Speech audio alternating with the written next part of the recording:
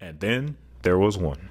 Yes, guys, not Houston, not Dallas, but the award for the worst traffic in Texas goes to none other than the state capital of Austin.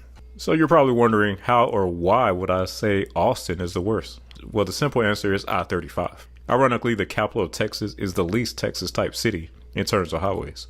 I-35 is the only interstate highway in Austin. Not only that, but it is a mostly 6-lane freeway for its entire length through the metro. It actually reminds you of more of a northeastern city rather than a Texas one in terms of roadway infrastructure. Austin takes a big hit with I-35 because, like many northeastern U.S. cities, I-35 is congested almost all day long, every day, even on weekends, with traffic usually not dying off till around 9 p.m. on most evenings. When I was in the area, I had a hotel northwest of the city in a suburb called Cedar Park. I remember wanting to go downtown one night, looking at Google Maps, waiting for traffic on I-35 to dissipate. 6 p.m., 7 p.m., 8 p.m., still in the red. Whenever you have a major highway that is congested all throughout the day, then you know there is something wrong. Looking at the general layout of the Austin Metro, you can see that it is mostly developed around I-35 and doesn't spread much to the east or west, only adding to the amount of residents who use the roadway.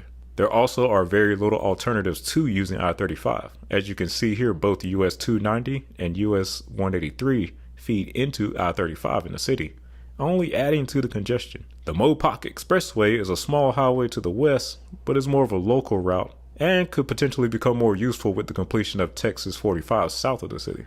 All of this makes I-35 the worst bottleneck and the worst road to drive on in all of Texas. Ironically, you can spot the Texas State Capitol building from this inadequate roadway through the city. So how did we get here in the Texas State Capitol? Well, when the interstate highway system was originally proposed and built, when the federal government was handing out big money for American infrastructure, like they handed out for warfare today, Austin was a much smaller, more quiet town. The metro area as a whole only had a little over 200,000 people in 1960. And today has exploded to over 2.2 million people. As growth picked up, the thought process in Austin was that if you don't build it, highways that is, then they won't come. No demand will be induced. Well, it turns out that they came anyway, and they came in droves. Add in NAFTA in the 1990s, making I-35 much more heavily used as a freight corridor than years in the past, and you have the perfect recipe for the disaster that we have today. Now, you would think if you're going to take the no-bill stance, then at least there would be a massive transit system in attempt to compensate, but they don't have that either. As a result, Austin got caught with his pants down and has been desperately trying to catch the infrastructure up with the growth ever since. There's no better example of this than perhaps the failed Texas 130 toll road to the east of the city. Texas 130 was built as an alternative to I-35 to hopefully take pressure off I-35 through the city. The problem with Texas 130 is obvious. It's the more indirect route, but yet it's the tolled one.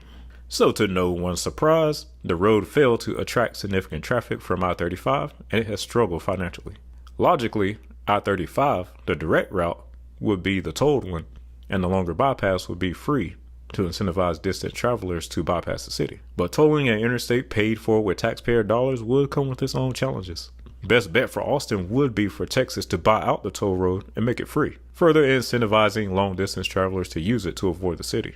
Estimates have placed this price at a whopping $3 billion, which is likely why it hasn't been done.